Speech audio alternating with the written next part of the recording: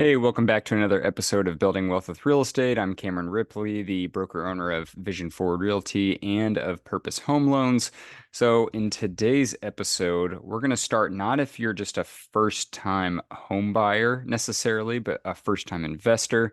And so, one of the properties we're going to look at, I'm actually surprised it has not sold, just because the price that it's listed at really reflects a good cap rate that supports where interest rates are currently at. So, this is a property that at the current price, you can probably buy it just qualifying off the income that the property is producing, depending on the lender, right? So this is listed at $495,000. It's 3704 to 3706 Elkhorn Boulevard in North Highlands.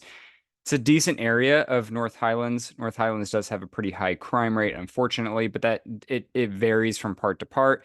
With the greater Sacramento area, anytime you get a little close to the freeway, you tend to have a little bit higher crime rates, but you provide a good, safe place for people to live, and people will appreciate that and spend a lot more for it. So this is listed by Kimberly Portner with Nested Real Estate. So the property is bringing in $3,245 per month. There aren't any pictures other than this one of the outside and a really brief description, which probably is a good indicator why it's not, why it hasn't sold yet.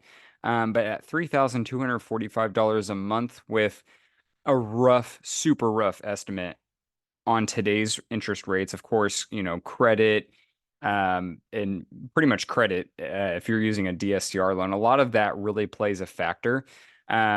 And so you're looking at a ratio right at around 1.0 or 1.14. So your monthly payment's just a little bit less than what the property is producing in income.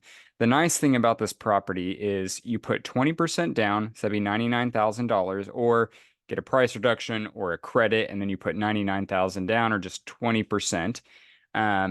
This property is going to start cash flowing. And so I would look at a couple of things, what's going to be the condition of the inside? Does it have room for me to make improvements if I want to make improvements?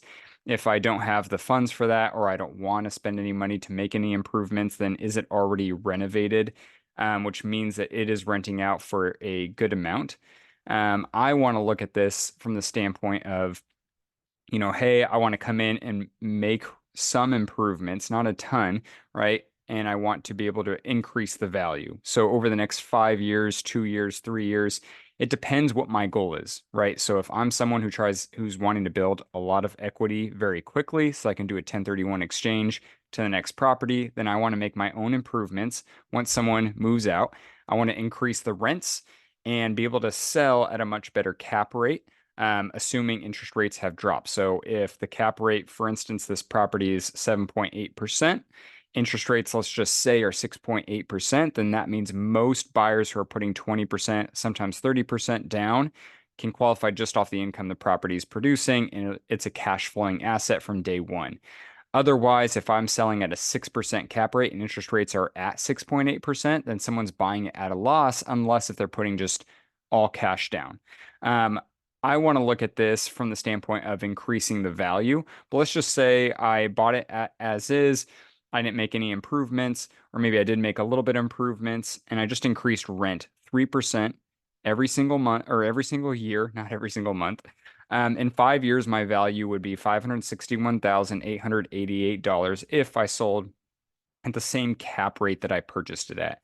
I like to say, whenever you're looking to sell a multifamily property, I want to look at where the interest rates are at, what the minimum down payment would be, and I want to sell a cap rate that fits a DSCR loan ratio requirement for that type of property, unless if it's just super smooth and it's a pretty big multi-unit complex, because then you're probably going to sell it to someone who put together a real estate fund and they're just looking for a big return on their investment and they're not looking to get a loan. Otherwise, you're going to dramatically lower your buyer pool if you price it in a way that only cash buyers can purchase the asset. So, with this property, I think it's priced pretty well, maybe a little bit of room for improvement. It's up to the person and the interest rate that they get on the property. And once again, just the condition of the inside. If I wanted to buy this property, increase the value a lot faster so that I can do a 1031 exchange to something bigger, then I want to be able to keep some money in my pocket and I'm going to put, or I want to be able to budget some money towards renovations. So once the people's lease are coming to an end, you can find a way to basically to either get them out or find a way to make some improvements, increase the rent at a faster rate, or if someone were to move out, you make the improvement and then you rent it at a higher area rental amount because someone's buying a property that's already renovated. The nice thing about that is in the next 2 to 3 years, if the if the total income that you're bringing in gets to around 4,000 a month, which I think is definitely doable for a property like this, if it was re well renovated, even if it was 3,800 a month, you're looking at a much bigger value. So at 3,800 a month, then you're looking at about roughly 596,000 if you were to sell at the same cap rate. So that's a lot more equity that you can use and do a 1031 exchange, which just means you defer your taxes to the next property, sell the property, move on to the next bigger unit. So in the next video or in the next episode, we're going to talk about a much bigger deal that if you were to use the equity that you built into this property to buy that next deal. So we'll see you on the next episode. Thank you.